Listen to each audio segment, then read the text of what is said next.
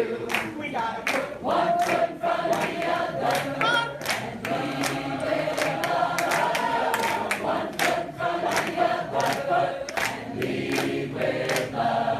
We gotta put one foot in front of the other. One foot and lead with love. One foot in front of the other. One foot and lead with love. Don't give up hope. Don't give up hope. You're not alone. You give up. Don't you give up. Keep moving on. Keep moving on. We gotta put one foot in front of the other. One foot and one foot in front of the other. One foot and lead with love. We gotta put one foot in front of the other. One foot and one foot in front of the other. One foot and lead with love. And lead with love. And lead with love. And lead with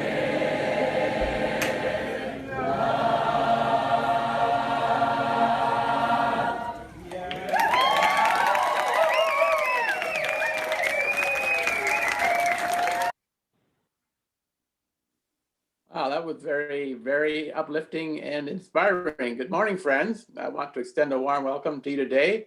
Everyone is welcome here. This community is a safe place where we support each other in the sacred task of becoming, celebrate the transcending mystery of life, and rely on the transforming power of love. The above theme of the month is beloved community.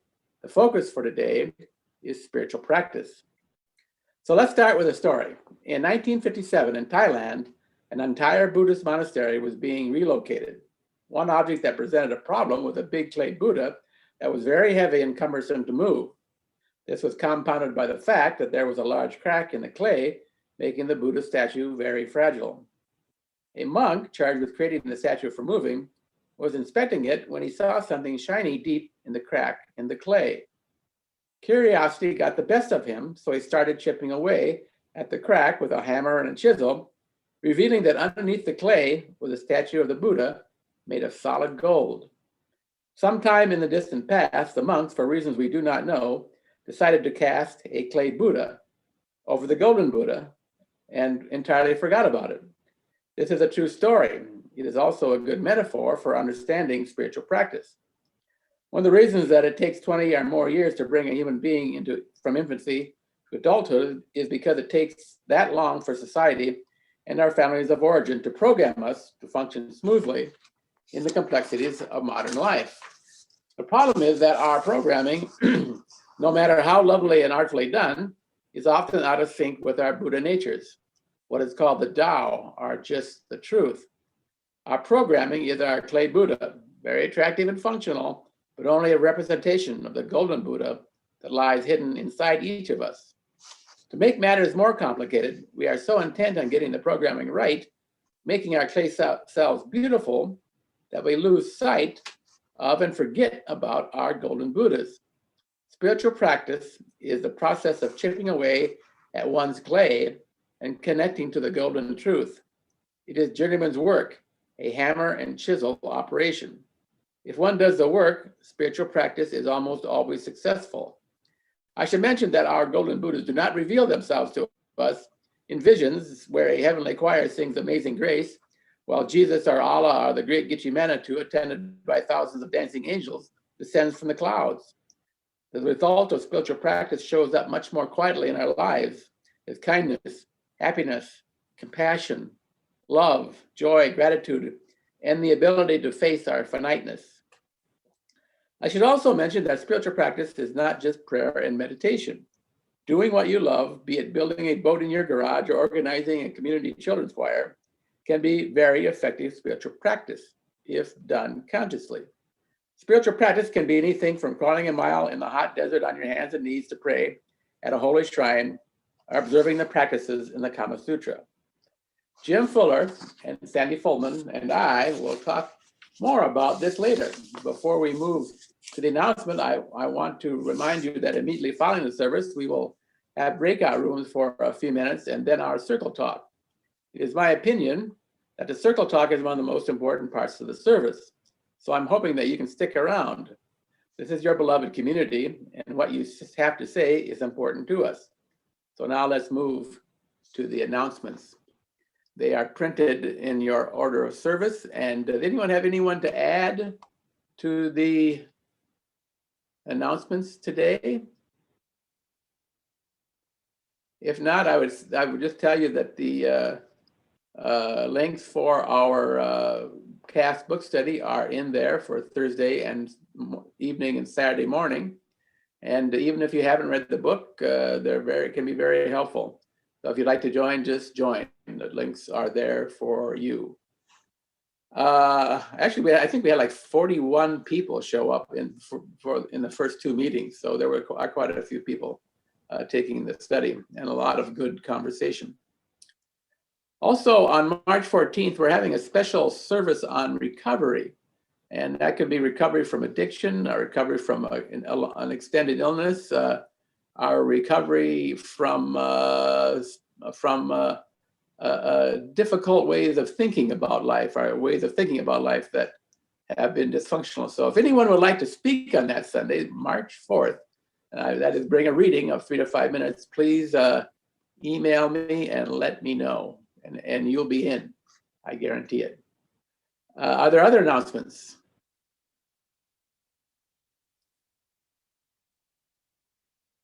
If not, let's move to our opening hymn. There is more love somewhere. There is more love somewhere. There is more love somewhere. I'm gonna keep on till I find it. There is more love somewhere. There is more hope somewhere. There is more hope somewhere. I'm gonna keep on till I find it. There is more hope somewhere. There is more peace somewhere. There is more peace somewhere. I'm gonna keep on till I find it. There is more peace somewhere. There is more joy somewhere. There is more joy somewhere. I'm gonna keep on till I find it. There is more joy somewhere.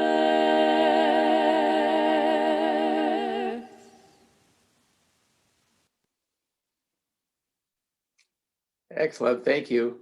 And now Ralph and Lisa will light our chalice. Okay, and this is from Hymn to the Light, David Breeden. Our light is the light of the sun, keeper of all we love. Our light is the light of the earth, provider of sustenance. Our light is the light of all living things, life precious like our own. Our light is the light of each of us, bound together in need and hope. Our light is the light of the cosmos, keeper of all we know. Amen. That was lovely, Ralph and Lisa. Thank you. And now when the words for the affirmation appear on your screen, we will read in unison. Love is the spirit of this church, and service is its law. This is our great covenant. to dwell together in peace, to seek the truth in love, and to help one another. And now it's time for our offering. It's time for our Story for All Ages. I Got Rhythm, written by Connie Schofield-Morrison and read by Lisa Fuller. Lisa. Good morning, everyone. I love music. I have always loved music, and music moves me, and I find a lot of spirituality in our music ministry here at Buff. And Catherine selected this story for today, and she asked me if I would read it, saying it's right up your alley, and sure enough, it was. So I hope you enjoy this. I Got the Rhythm.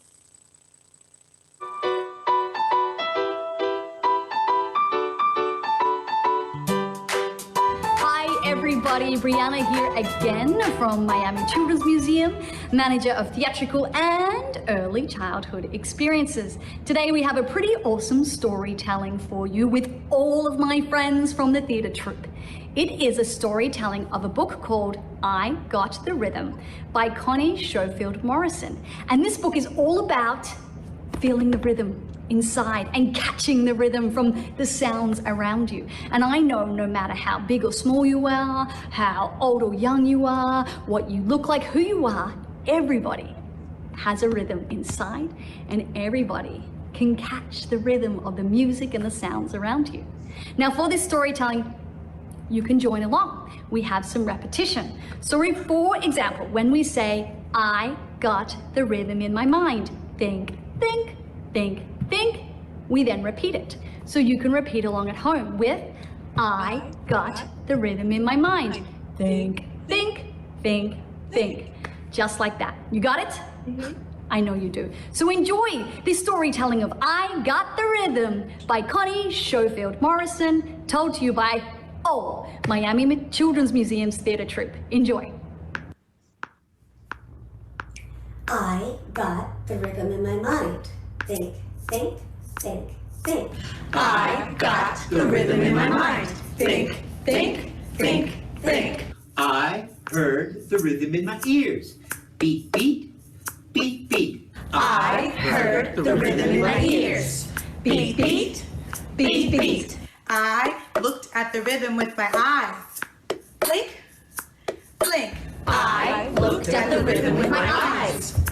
Blink, blink. I smelled the rhythm with my nose. Sniff, sniff. I smelled the rhythm with my nose. Sniff, sniff. I sang the rhythm with my mouth. Ooh la la la la, ooh la la la la, ooh la la la la, ooh la la. I sang the rhythm with my mouth. Ooh la la la, ooh la la la, ooh la la la, ooh la la. I caught the rhythm with my hands. Clap, clap. I caught the rhythm with my hands. Clap, clap. I kept the rhythm with my fingers. Snap, snap, snap, snap, snap, snap, snap, snap. I kept the rhythm with my fingers. Snap, snap, snap, snap, snap, snap, snap, snap. I shook the rhythm with my hips. Shake, shake, shake, shake. I shook the rhythm with my hips. Shake, shake, shake, shake. I felt the rhythm in my knees. Knock, knock, knock, knock, knock, knock. I felt the rhythm with my knees. Knock, knock, knock, knock, knock, knock. I walked the rhythm with my feet. Stomp, stompy, stomp, stomp, stomp, stomp. I walked the rhythm with my feet. Stomp, stompy, stomp, stomp, stomp, stomp. I tap the rhythm with my toes. Tip tap. I tap the rhythm with my toes. Tip tap. I dance to the rhythm of the drum. Bada bada beat bop, bada bada beat bop. I dance the rhythm of the drum. Bada bada beat bop, bada bada beat bop. I clapped and snapped. I tipped and tapped. I popped and hopped. I dipped and hopped. I clapped and snapped. I tipped and tapped. I popped and locked. I hipped and hopped. Beat bop, bing bang, boom boom boom. Beat bop, bing bang, boom boom boom. Beep, bop, bing, bang, boom, boom, boom. Beep, bop, bing, bang, boom, boom, boom. Boom, box, beep, bop, ka-boom, ka-boom. Boom, box, beep, bop, ka-boom, ka-boom. Boom, box, beep, bop, ka-boom, ka-boom. Boom, box, beep, bop, ka-boom, ka-boom. I got the rhythm and you can too. I got the rhythm and you can too.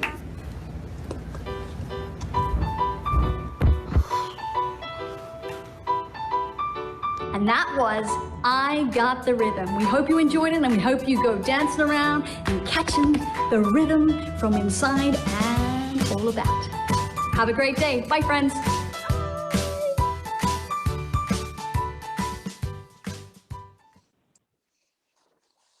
Thank you, Lisa, for sharing that with us. I think we all caught the rhythm on that one.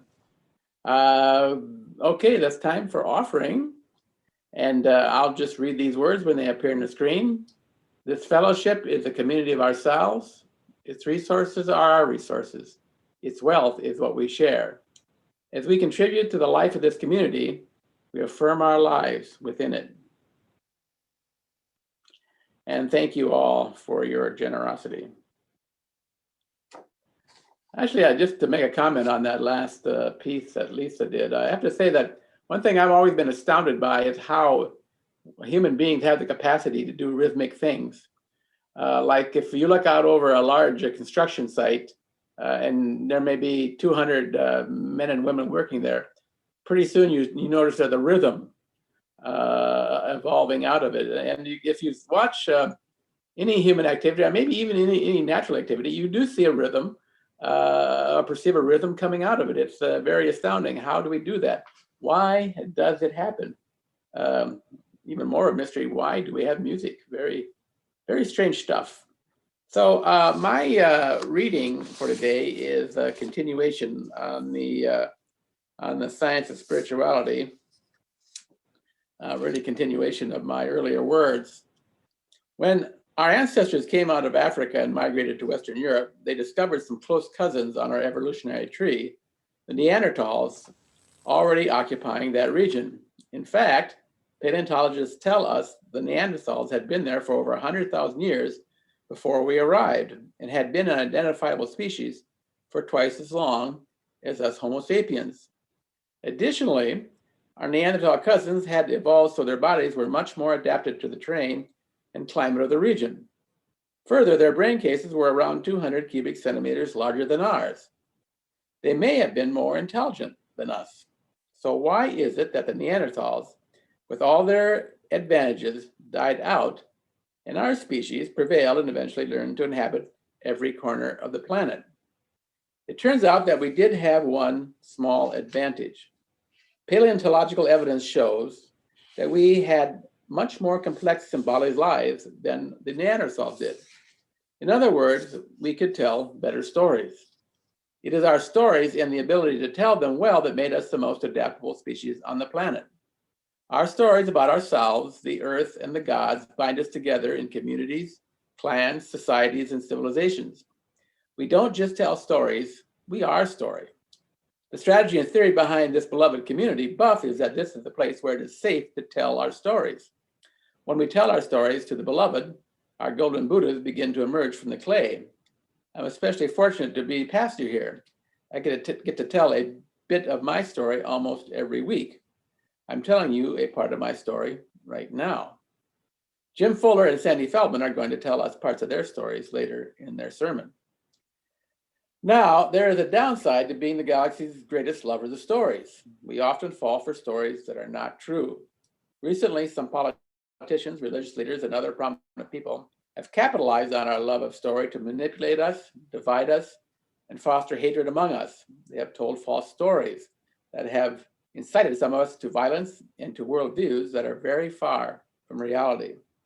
The golden Buddha inside you is the truth of your existence. It is your Tao, that which is really real.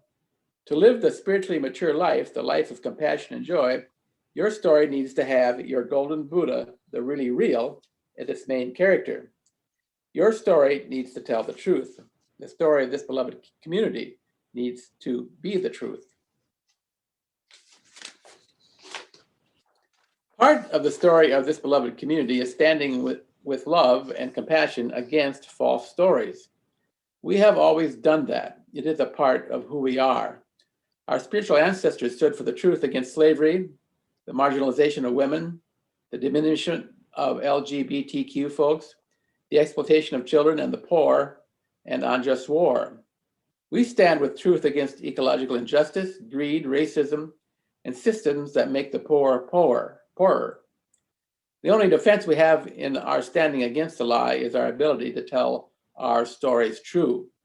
Your spiritual practice, whatever it may be, is the one sure way to know the Tao of your existence so that you can stand with the truth. Recently, many of us have been discouraged by the many conspiracies of untruth that have become popular in recent years. Conspiracies of untruth such as our government is being secretly run by a cabal of Satan-worshiping pedophiles who enjoy a cocktail hour featuring the blood of children. Forest fires are being ignited by a coterie of powerful Jewish bankers, and we are being microchipped when we get our COVID vaccines. These stories sound ridiculous to us, yet they are widely believed. How can this be? First, we have to assume that these stories are serving some purpose. It is my opinion that many of us feel powerless to affect change in society. The American dream is not working for millions of people. We are afraid. Consequently, these false narratives provide justifications for our feelings of powerlessness and invite us to anger and sometimes violence, which at least temporarily staunches our fears. Lies, as you well know, feed on fear. Now back to the Golden Buddha. We become susceptible to the conspiracies of untruth when we are far from the truth of our own existence, when our Golden Buddhas are most hidden from us. The only proven way to stand against the lie is to connect with our inner Golden Buddhas, which enables us to live our highest truth, the foremost of which is reliance on the transforming power of love. When we do the work of conscious spiritual practice, we learn that love is the deep truth of our existence. Love is the only thing that can set things straight. So I have a modest proposal. I propose we form a conspiracy of our own, conspiracy of truth and loving kindness. Let's become co-conspirators. In our religion, there is no us versus them. Seen through the lens of our first principle, the inherent worth and dignity of all people, we have come to understand that there is only us people and that we are all in this together. Many of you have friends or family members who have been seduced by the lie and have become proponents of it. Our conspiracy of truth requires that we meet the lies with love, kindness, and understanding. No amount of logic, reason, or statistical analysis can dislodge the lie from the human heart. Only love can do that. Only love can penetrate the hard shell of unreason and set us free. So that's my story, and I'm sticking to it. And now, some meditation music.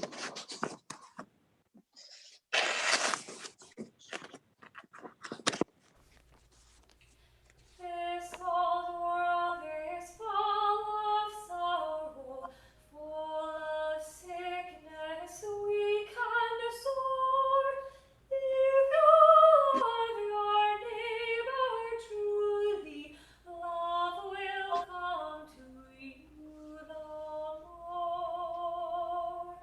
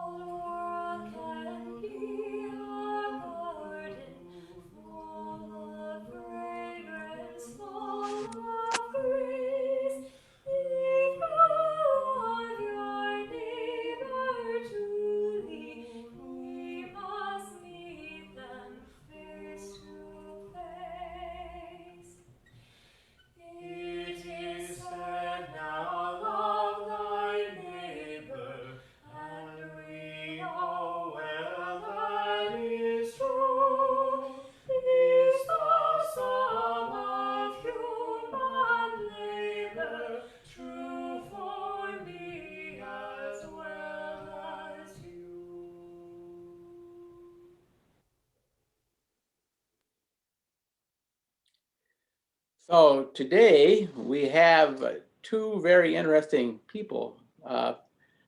Jim Fuller, who is steeped in the technological and the mathematical, and Sandy Feldman, who is leans more towards the psychological and the spiritual. So today they're going to share their personal visions of spirituality. And Jim, I'll let you be first. Good morning. I am Jim Fuller, a non-theist humanist, as well as being a Unitarian Universalist. 11 days ago, January 27th, at the 5-year planning meeting, everyone was invited to state their priorities. When it was my turn, I said religious education is our most important priority. And then I said, I'm not interested in spirituality. Even with everybody's microphones muted, you could hear the gasp. I had made an impression. Afterwards, Jim McConnell tried to refocus my thinking, a bit like an optometrist fitting a lens. A few days after that, Jim decided to ask me to contribute to this service on spirituality. That was a very, very you thing for Jim to do. Now, Jim has known that I'm reluctant to say spirituality for a long time. I met Jim at Lakeland Hospital 12 years ago. He was with Beth Lefevre, his dear friend, and she was the current minister at Buff at that time, and she was providing pastoral care to my father. Jim was brand new to Buff. Well, Beth got me in the hallway, and she started working me over, evangelizing. Now, Beth is a wonderful woman, passionate, strong. Why don't you come to service? This community would be good for you. I replied, you guys are just way too religious for me. I don't know if Jim really heard, but I suspect he did. So what do Unitarian Universalists believe? I mean, we have 7 principles, maybe 8 soon, and our 6 sources of knowledge. But we don't all believe the same things. The Unitarians and the Universalists merged together in 1960. And it was difficult for the 2 denominations to merge together. They almost collapsed over small phrases. There was an all-night meeting to compromise on changing our Judeo-Christian heritage to the Judeo-Christian heritage. I found a wonderful article in the UU World from December of 2000 called Shared Values. Now, I'd like to read a little bit from it. There are few issues concerning Unitarian Universalism on which UUs can agree with one another. Are we a denomination that is a single religious entity or merely an association of independent congregations? Is the congregation's independence, what we call congregational polity, a sacrosanct policy, or must it yield to our commitment to racial justice? Do we call the places that we gather for worship churches or meeting halls? Do we even worship? These are all perennial subjects for debate, but few questions can cause as much discomfort as when we are asked, what do UUs believe? After all, we don't all believe the same thing. But even as we vehemently reject any creed, we seem to be forever searching for some verbal formula about which all, or at least most of us, can say, yes, that's what I more or less believe. And there's one little small excerpt from it. Perhaps the most important thing about our principles is they have guided the development of denominational religious education program that expresses and nurtures a UU sense of identity. A UU sense of identity. I wish I had had that when I was growing up in this church. And for those who don't know my backstory, I attended the religious education starting in 1960, and I attended Buff until 1980. I would have benefited from a framework of the principles as I contemplated the meaning of life. I began this story by stating that I'm a non-theist humanist. Non-theist meaning I'm ambivalent about a god or goddess or a higher power. It doesn't have any impact on the way I conduct myself in my daily life. And humanist, a person with agency who takes action in the here and the now to promote people, equality, dignity, and environmental justice. My reticence regarding the word spirituality is a matter of its definition. And there are many. According to Jim McConnell, being devoted to our 7 principles makes me a spiritual person. Last week's speaker, Rosemary Harris, gave us a definition I'm going to read. Spiritual means a deep personal connection with ourselves, others, our past, our present, our future, Mother Nature, something greater than ourselves. But there are other meanings for spirituality. If you look in the dictionary, some of the definitions are relating to supernatural beings, relating to the soul, ecclesiastical rather than lay. One thesaurus says religious is a synonym for spiritual. Yet there's a common phrase, I'm spiritual, but I'm not religious. Words have meanings, but words' meanings change. Language evolves. And maybe I'm just quibbling about semantics. I know that when you say spiritual, I hear supernatural. And that's been a barrier for me. And it's a barrier that kept me out of Buff for 30 years.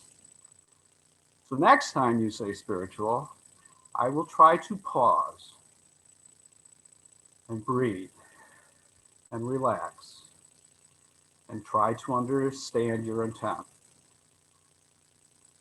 After all, Jim McConnell says that's the spiritual thing to do.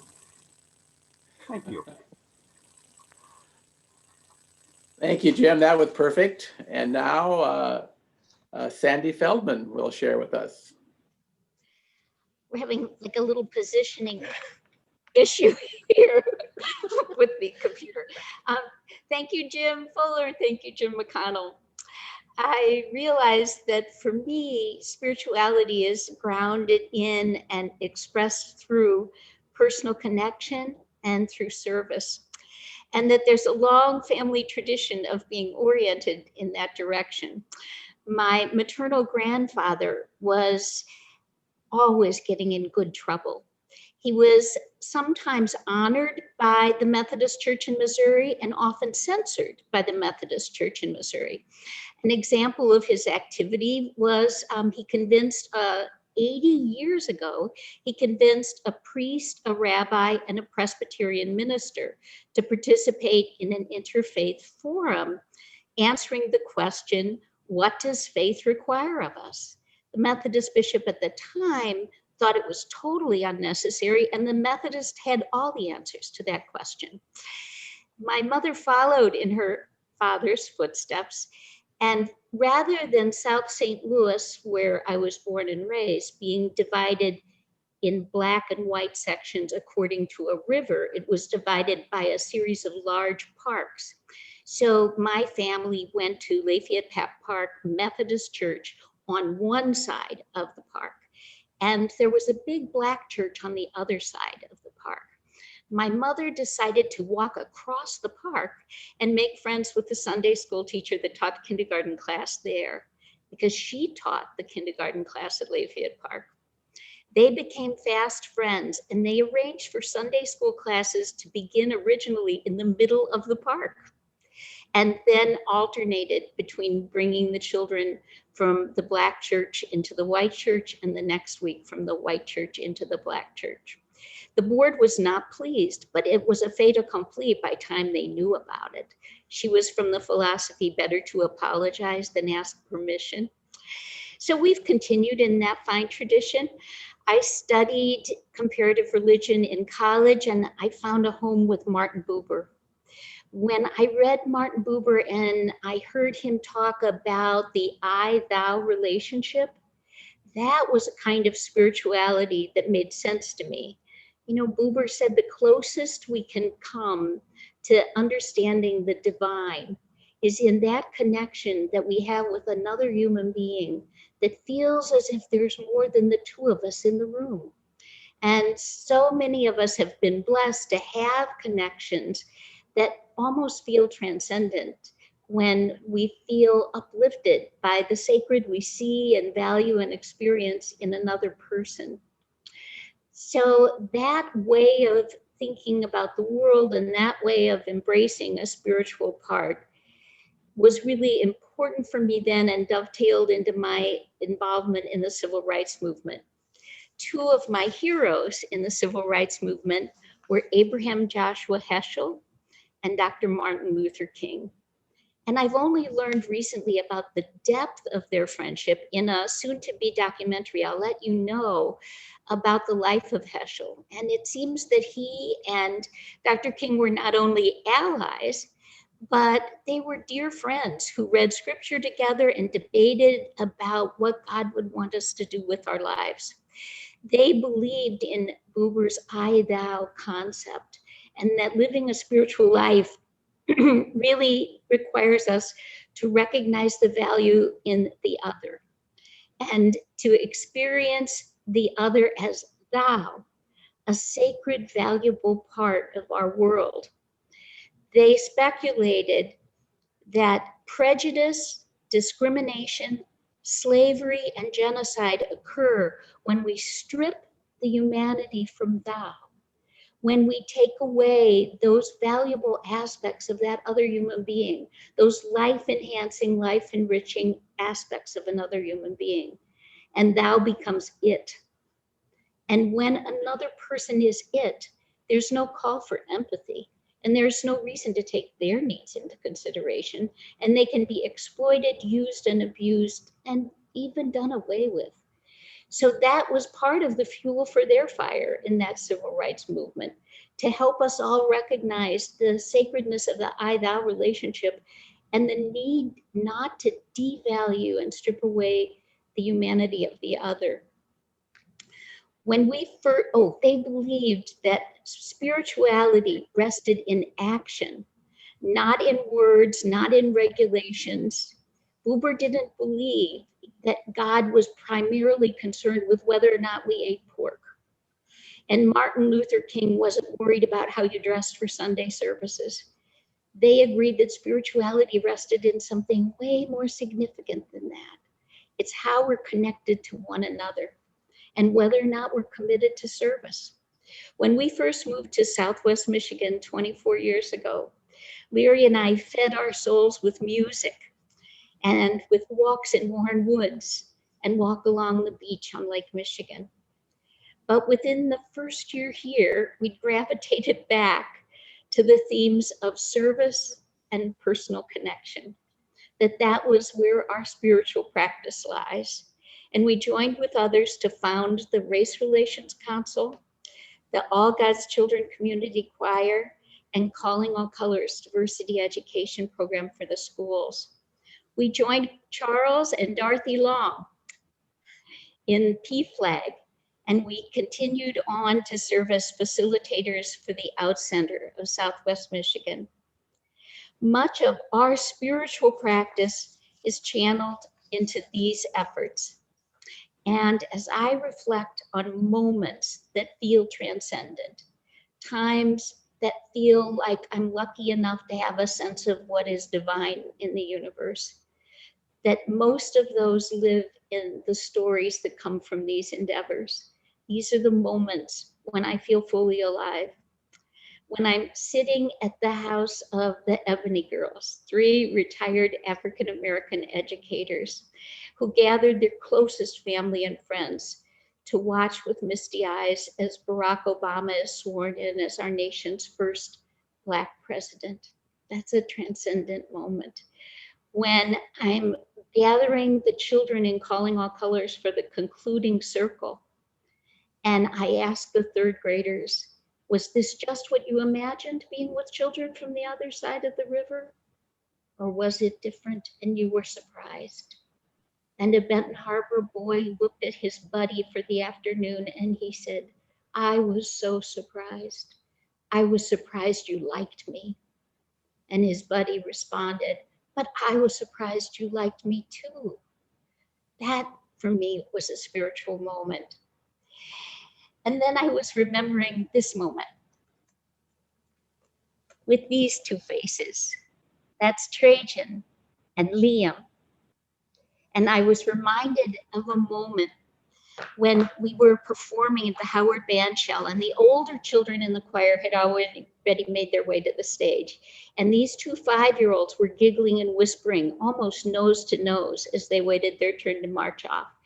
And I noticed that in talking, they'd each reached out and placed the palm of their hand against the cheek of the other child, and their fingers were feeling the different textures of black and white hair. They were totally not self-conscious. They were totally at ease. And in their moment, there was something for all of us that felt bigger than just that little cluster of human beings standing there on a summer day. And just this past Wednesday, on our Zoom workshop for the Out Center, a workshop on intersectionality, we heard a painful story from a brave young African-American lesbian about her search to belong. Where do I belong? Where can I find a church family that believes that it's okay to be Black and it's okay to be gay? And within that panel, we were able to see her and hear her and be tearful with her and open our arms and say, you belong here, and you belong there, and you belong everywhere. So those are the moments when my heart and soul feel full, moments that feel born out of spiritual practice. And I am so grateful, and they bring me peace. Amen, and thank you. That was, we're very grateful for you, Sandy, and that lovely message. So thank you again, Jim and Sandy, for your lovely contributions today. And now, Ralph and Lisa will extinguish our chalice. Hi. Okay, here's my reading. It becomes more. Amy Zucker Morgenstern.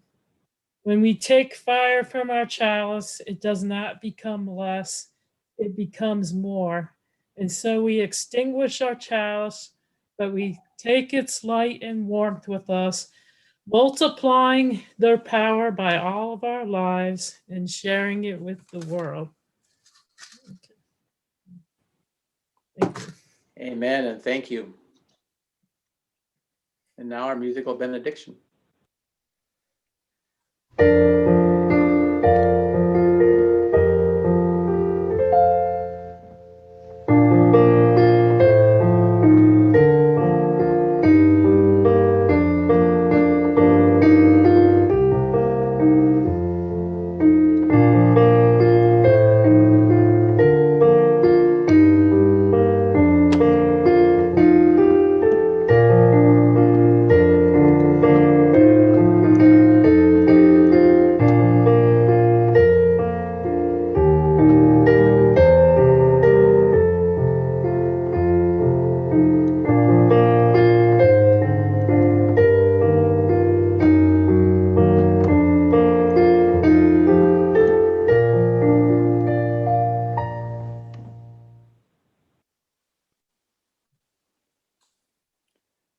Amen. And thank you all for coming today. And thank you those who contributed. And in a moment or two, we'll be going into breakout rooms.